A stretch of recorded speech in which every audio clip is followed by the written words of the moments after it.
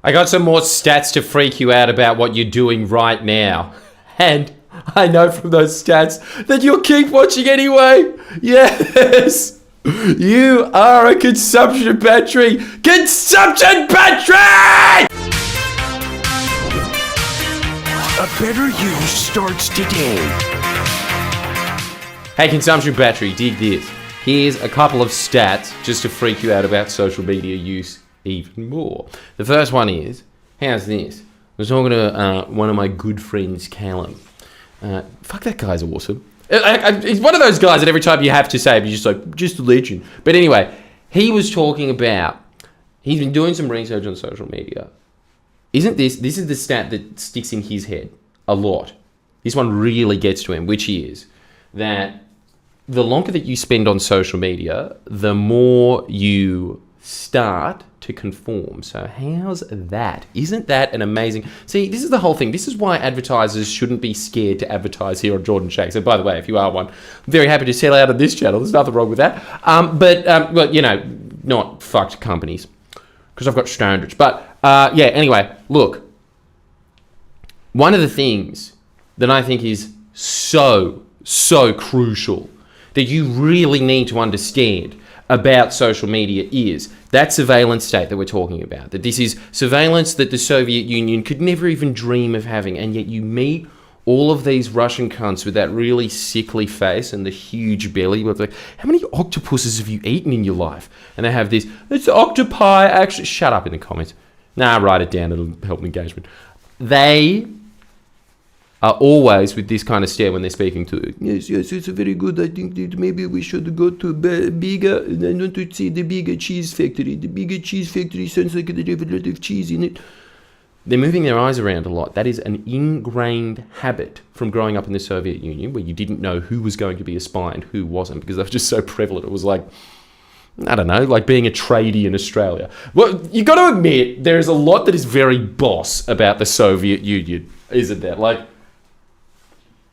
come on, that's cool. That's cool that, like, when you grew up, you know, your dad there, like how they say here, why don't you grow up and make something of yourself? Get into carpentry, boy. Your dad there is just like, you're going nowhere. You have all these ideas of becoming part of the Russian Symphony Orchestra. Why don't you get a noble job like being a spy and spying on your fellow citizens to put to gulag? So they do the trades for you, yes? It's fucking bad. But that same impression is what's happening to people that are on social media perpetually. They always feel like they are being judged and watched, because in a way they are. And they are constantly seeing people getting torn down for the slightest and trivial of whims. Somebody just starts the hate train going, and then it just keeps rolling by. You know what I'm talking about? How many times when you see a cancellation online, do you sit there, and I'm just as much of a coward as you are, trust me, and you think, glad I'm not them. And you think, why are they receiving so much hate for this very, very minor crime? That just happens. People just decide on a whim, and then snowball starts happening. Fuck this person, I've never met them before. Destroy them, move on to the next one. Right?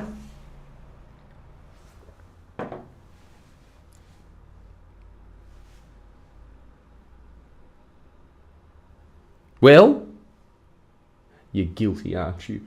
Yeah, but sorry. That's the big problem.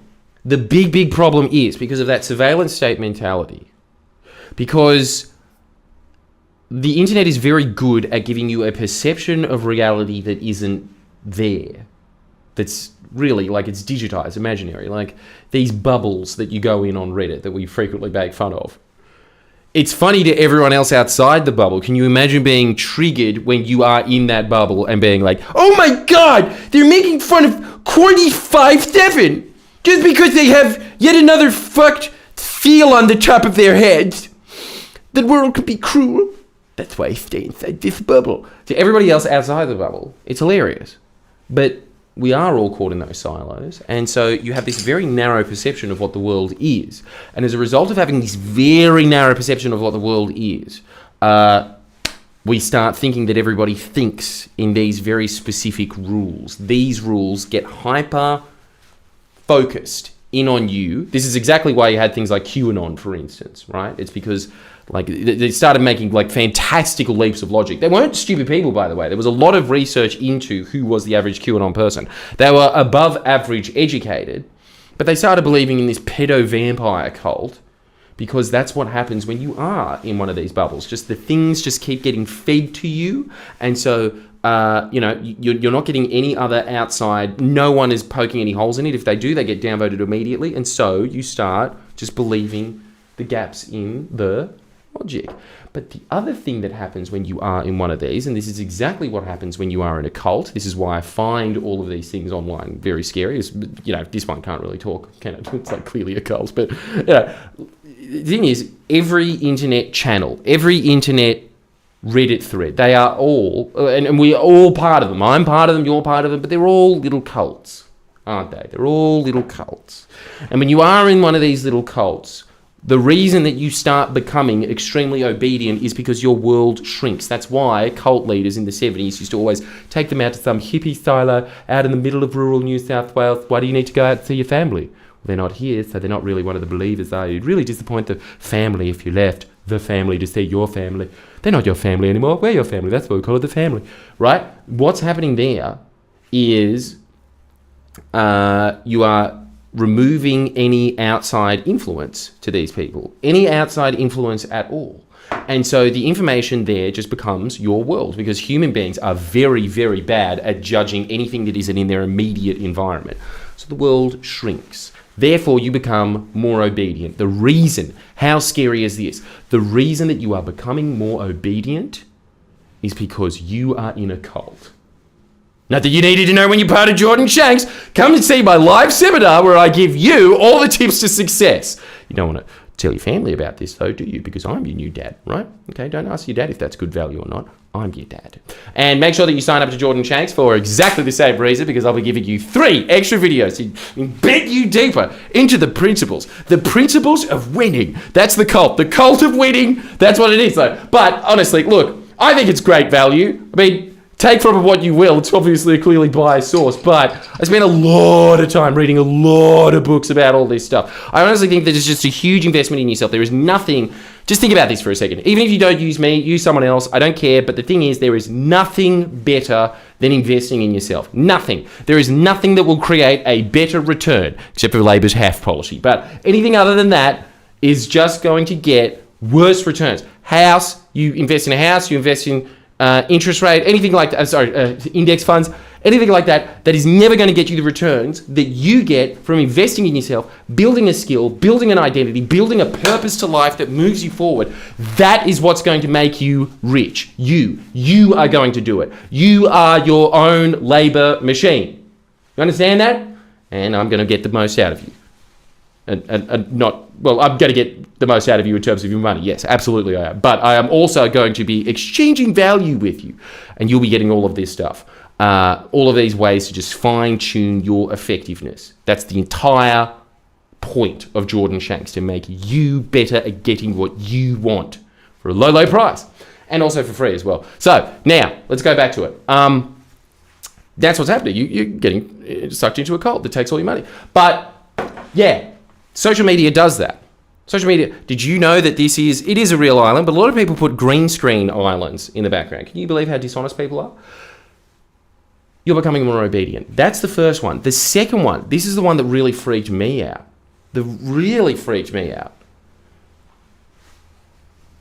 People always talk about how women online that are on Instagram become bulimic and anorexic. Well, like every other guy on YouTube, what about the manosphere, yeah? You know what is amazing? Guys that are on Instagram are reaching similar levels of bulimia and anorexia and trying. This is the thing that's amazing about the psychology of this is incredible. Think about this. Think about what Instagram can do to you. By the way, sign up to mine as well. But what it can do to you. I've got one. I'll put it in the description. Sign up there. I'll start answering questions on it because I know that you'll never get off it, ever. But I will. I'll start answering questions. Give me some questions on Instagram and I'll answer them. When you are on Instagram, you start seeing all these like little twink boys. So you start, like everything else, exactly what girls were doing back in the day of just like, I need this body. Exactly the same thing is happening to guys now. But here's the thing that's very debilitating about it that magazines never had.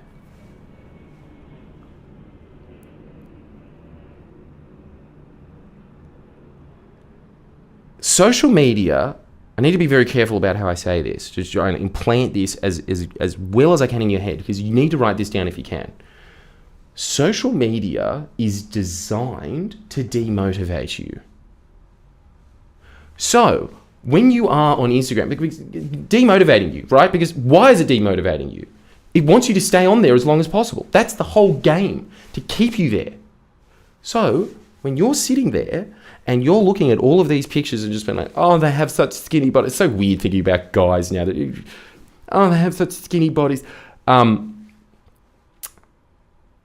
You could get that if you wanted to. Like, you could be as bulimic as them if you wanted to. But the thing is that a lot of the time, it is demotivating you from the bulimia in the first place, which I suppose is good because it's reducing levels of bulimia. But I'm just talking about, that thin, wiry frame. How do you get that? You do a lot of athletics, obviously. You do, like, a lot of cardio and all that kind of stuff. It demotivates you from wanting to do that, as in it actually stops the mechanisms in your brain that think, I can go after and get that. It stops that. It stops that neurologically. Bam, stops the receptors off. Just keep staring at this. Stare at what you'll never be. It is designed to demotivate you so you stay there and depress you, because what happens when you depress? You sit there watching. What does a dog do when it's just sleeping? It keeps sleeping. It needs something to motivate itself out of that. And it doesn't have Instagram. It doesn't know what it is. So this is an advantage to you. Now, solution as always. I'm always saying this. There are so many people that are always just like, get a buddy and be accountability for it and see how many hours that you read on Instagram. And like, dude, I just don't think it works. Like, I honestly think that the only thing that you can do is cold turkey it. Every time somebody comes up to me after one of my shows, come see them across the country. Every time someone comes to me and says, look, I've got a dumb phone now. I always think that's a person that's going to succeed in life, because it used to be discipline, right? Discipline used to be the thing that if you didn't have discipline, you couldn't succeed in life. Now I honestly think it's just, can you stay off your phone? That's like, all discipline is based on that. It's kind of like a recovering heroin addict. For the rest of their life, a bunch of their discipline in life is just going to be focused on staying off the juice. Just being like, I could do it, it'll be very easy. They have to divert a bunch of that. Do you see what's happening here? Like, that's what's happening with the phone. So, what's the other alternative that you can do? Well, a lot of people just cannot get rid of their smartphone. Like, they are too addicted to it. They'll keep coming up with reasons for keeping it. I think the absolute best thing that you can do after that, I used to recommend self-control, but then self-control didn't work. And the thing is, I keep talking about the phone because I've had a laptop my entire life, right? And I think that I spend a lot of time looking at bullshit internet on the laptop, because I'm on my laptop all day, because most of my job is writing. I'm on my laptop most of the day. But recently I had to get a phone to start filming seminars and all that stuff, and like, just, I don't know, you just need it now to like order food. They fucking sewn you in. But the thing is, and like, I still have my dumb phone that I use. I actually just bring that when I think I'm going to a restaurant. That's pretty much the only reason I have it. $3,000 fucking dollars just to sit down and order Chinese. I tell you, it wasn't like this before. Well, it wasn't. What a better world, too. But I haven't got internet on it. I don't have, like, my SIM card on it, so it basically is a dumb phone. However, what I've been seeing is just the apps. The way that the apps are designed, just being like, oh, that's fun. Oh, it makes a nice little wiggly thing. Oh, that's good. It's so much more sucking than my... Sometimes I sit there in the fucking restaurant just being like, what's that one do? Oh, that's really interesting. Even though it's not, like, available to the internet. God help you. So, now I'm recommending that you get the Freedom app. I know it costs money, and I'm not even advertised to say this. I'd love to be advertised by them, by the way, but I just think that, look, the self-control app, like, you actually have to put in the self-control of pressing the button. If you can find an app, and actually just write it in the bottom if you can find a free one, because please, use the free one if that's the case. But one that just specifically times points out. And what do you want to be timing out? Specifically, you want to be timing out a couple of hours before you go to bed and a couple of hours before you rise up. You know what you'll notice as well when you do that? You'll actually start having 8 hours of sleep again. Because there's not something sitting there being like, something's good's going to happen, something good's going to happen, and then you just wake up with a fried brain the next day, 6 hours sleep, 2 hours went by. Actually, what happens when you are out of the internet, you realize, oh, I'm actually tired, and you go to bed at a reasonable hour. That's the first huge, massive advantage. You're getting the amount of sleep that you're supposed to be getting.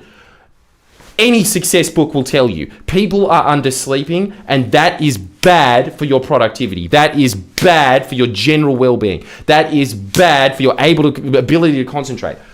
So that solved that problem immediately. So the $6 that it's worth just that outright. The other thing I was thinking is, how much is it to go to a movie these days? Like $25 or something like that?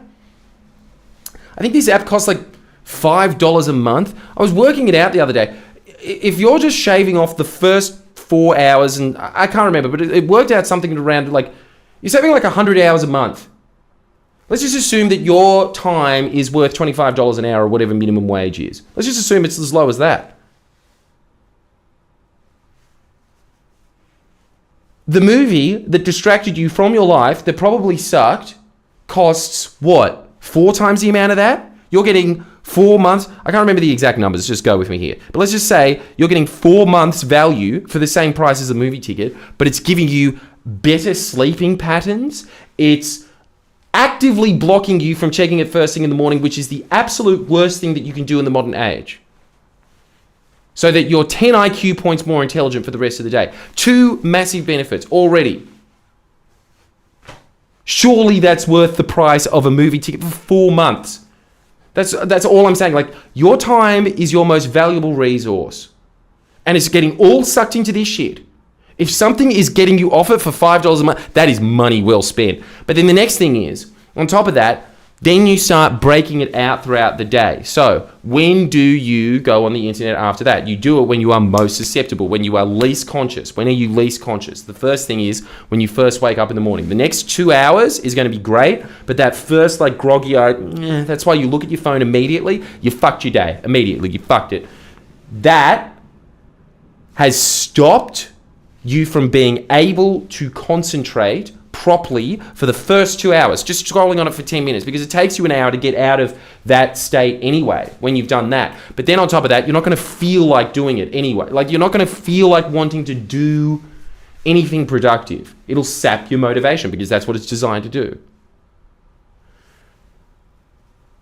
So you block it first thing in the morning. When else are you not conscious throughout the day? Ever heard of 3:30itis? Every day from 3 to 4:30 p.m, I've blocked it. You cannot imagine how much more productive I have been by blocking it first thing in the morning, blocking it in the mid-ish to late afternoon, and then blocking it at night. I have become so much more productive. I am so much more well-rested. I am having far better ideas.